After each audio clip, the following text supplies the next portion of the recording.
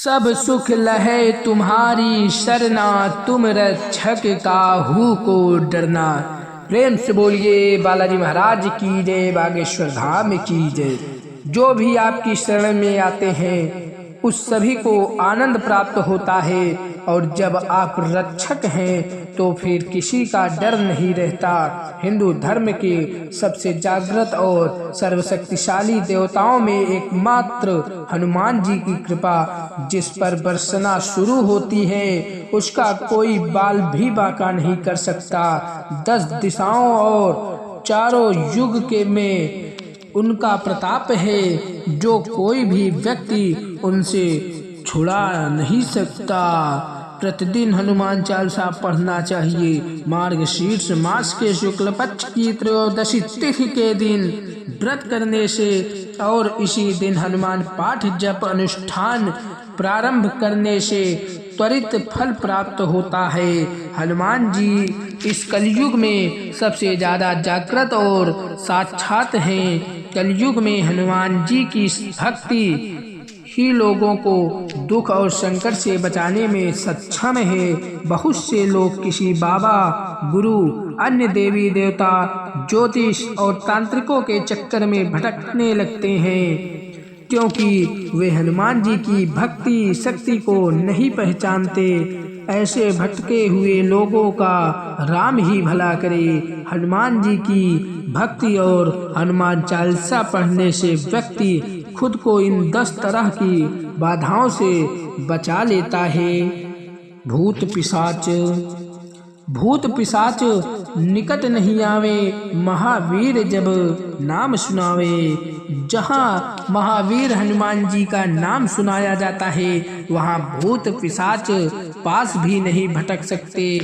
जिसे किसी अनजान व्यक्ति या शक्ति या भूत पिशाच आदि से डर लगता है, वे हनुमान जी का बस नाम ही जपते रहेंगे तो भय मुक्त हो जाएंगे। भूत पिशाच जैसी ऊपरी बाधाओं से परेशान व्यक्ति को बजरंग बाण का पाठ करना चाहिए और नित्य या मंगलवार या शनिवार को हनुमान मंदिर में जाकर हनुमान जी को अगरबत्ती लगाना चाहिए।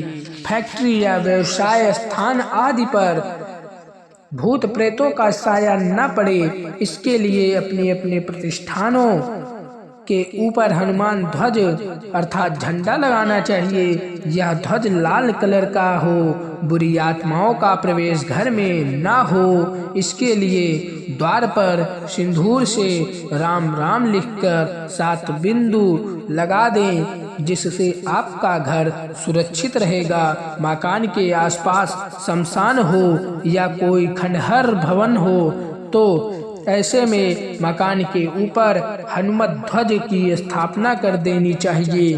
भय मुक्त जीवन के लिए यदि आप अंधेरे में भूत प्रेत से डरते हैं या किसी भी प्रकार का भय है तो आप हम हनुमते नमः का रात को सोने से पूर्व हाथ पैर और कान नाक धोकर पूर्वाभिमुख होकर 108 बार जप करके सो जाएं। कुछ ही दिनों में धीरे धीरे आप में निर्भीकता का संचार होने लगेगा। शनि और ग्रह बाधा, जिसे लगता है कि उसको शनि या अन्य किसी ग्रह की बाधा है, 7.5 अढ़ैया या राहु की महादशा चल रहा है, तो घबराने की जरूरत नहीं। जिन पर हनुमान जी की जिस पर कृपा होती है उसका शनि और यमराज भी बाल बांका नहीं कर सकते। आप प्रति मंगलवार हनुमान मंदिर के जाकर और शराब व मांस के सेवन से दूर होकर, इसके अलावा शनिवार को सुंदरकांड या हनुमान चालीसा का पाठ करने से शनि भगवान आपको लाभ देने लगेंगे। शनिवार को हनुमान मंदिर में जाकर हनुमान जी को आटे के दीपक लगाएं। पहला कारण, चंद्रमा को हनुमान जी ने शनि से बचाया था तो वे चंद्रशेखर कहलाए थे। एक बार राम जप में बाधा डालने के बाद शनि देव को हनुमान जी ने अपनी पूंछ में लपेट लिया था और अपना राम कार्य करने लग गए थे।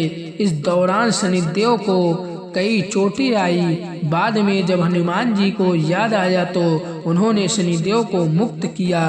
तब शनि देव ने अपनी भूल का एहसास किया और उन्होंने कहा कि आज के बाद में राम कार्य और आपके भक्तों के कार्य में कोई बाधा नहीं डालूंगा। एक बार हनुमान जननी ने शनिदेव को रावण की कैद से मुक्त कराया।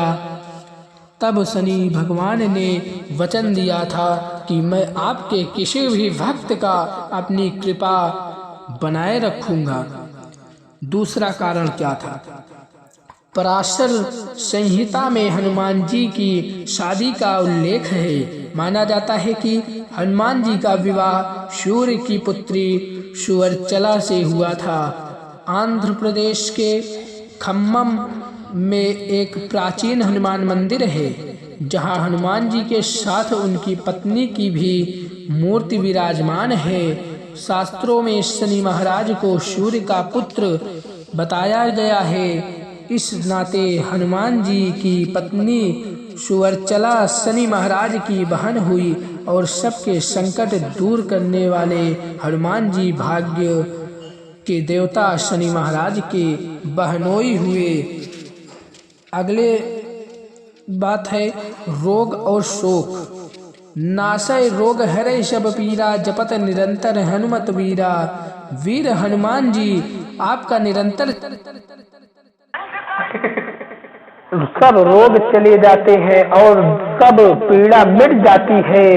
यदि आपको शरीर में पीड़ा है या आपकी किसी रोग से ग्रस्त जीवन है तो आप हनुमान बाहुक का पाठ करें। हनुमान बाहुक गोस्वामी तुलसीदास द्वारा रचित स्तोत्र है।